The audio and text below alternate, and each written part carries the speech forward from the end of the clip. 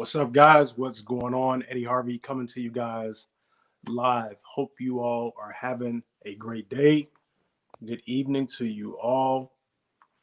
I want to get on here really quickly and want to talk to you guys about separating yourself from your competition, guys. Three ways that you can do it. How do you stand out? You got to find a way to. Sorry, I got something going on right here. Maybe just a light. You got to find a way to stand out, man, and separate yourself from your competitors. And your competition, guys, is people. Obviously, if you're trying to secure business, right?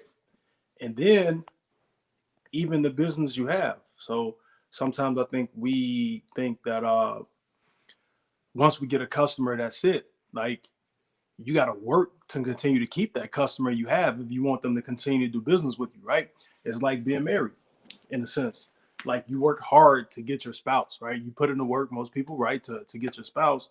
Then people don't understand. I've always felt like once you get married, when you get married, some people take the aspect of getting comfortable and people say it's love. That's part of it, but you fall all the way off. Guys get out of shape, stop caring as much, doing different things. In my opinion, it's the opposite way around. You got to work harder. You got to continue to show you care. You got to show you care more. You got to keep yourself together. You got to do the little things. All of those things matter. So it's just like you don't get married and then get complacent. Like takes takes away from it as well, in my opinion. So I think it's a situation where you put more work in.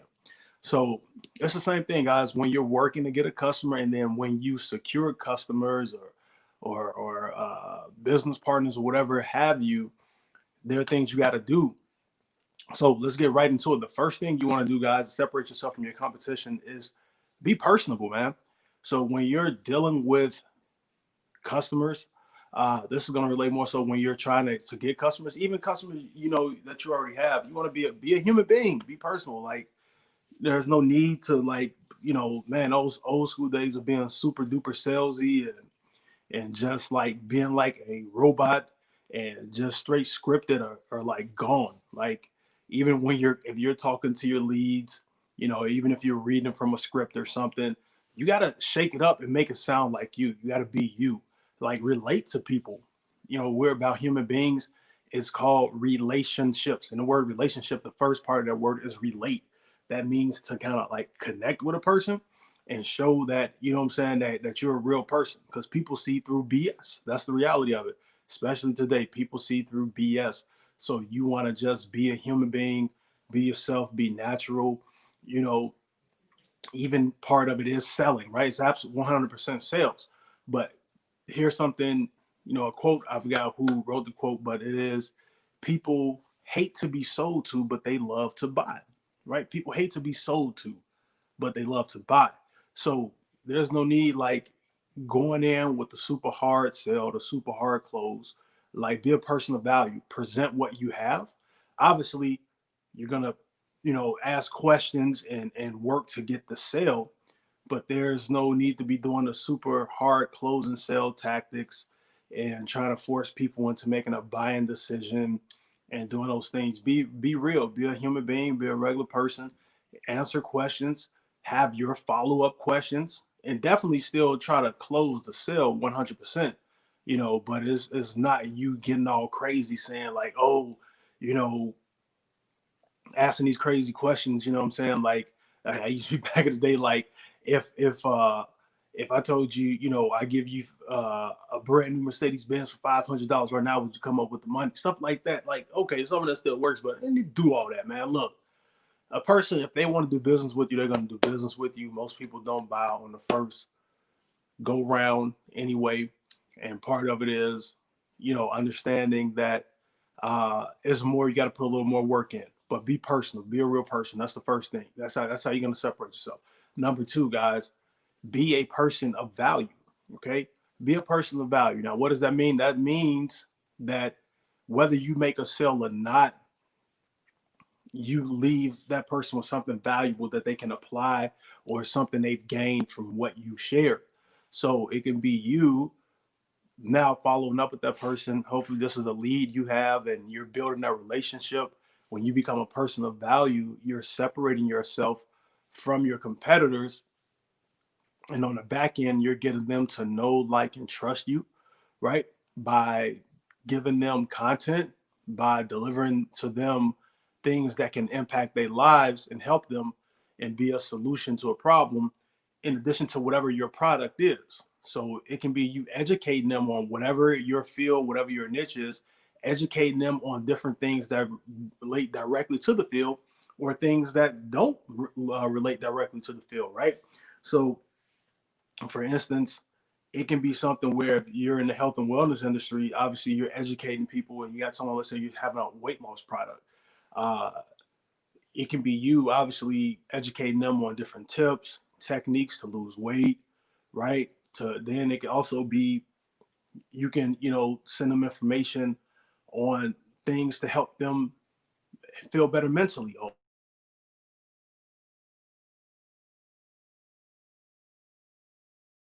different things where you can touch and hit your niche, hit your market, and just educate them in different ways, right? That's how you're gonna separate yourself from your competition, and they're gonna be like, man, this guy, this young lady is on point. Wow, okay, doing different things like that, along with promoting your product, right? Offering giveaways, specials, whatever it may be, definitely in that on that back end side, giving value to them, different things they can be. It could be something if you have your own ebook or a video series you gave them. It could be something you could have been reading an article. It's as simple as this. It can be a great article that you could be reading on something that relates to your customers. And all you can do is you can email them and take one, like if it was like 10 steps they gave in this article in a magazine or something, say, hey, take one. Here's one thing I learned, blah, blah, blah. This can help you. By the way, if you want the other 9 steps, here's the link to the article. It ain't always got to be about you, right? You can lead them directly to that article or whatever, to that video or whatever. Now you're giving credit to that source, but it's also something that you got value from, they can get value from, and you're giving them that source without you whatever trying to go in for a sale at that point. People appreciate stuff like that. So be a person of value. And the third thing, guys, follow up, follow up, follow up, follow up, follow up. I talked about this a little bit the other day. The fortune is in the follow up, guys. We have to follow up. And because this is where the sales are made. If you want to separate yourself from your competition, follow up. You want to get more sales, follow up. Because most people are not following up. Most people contact their customers they have, right? Or customers they're trying to get, leads they're working on, right? Follow up maybe one time. That's majority of people. Some people do it twice.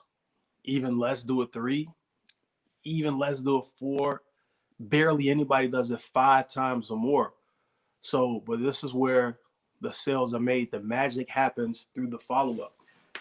I've learned this, and this is a rule across all business when it comes to sales. It takes a person on average 5 to 7 exposures, right? So let's say if you have this person, you're getting them in front of your information. That's why it's better when you generate a lead, right? And when you get this lead, now you can easily get them 5 to 7 exposures on the back end by delivering, being a person of value and giving them content for them to be able to see and look at.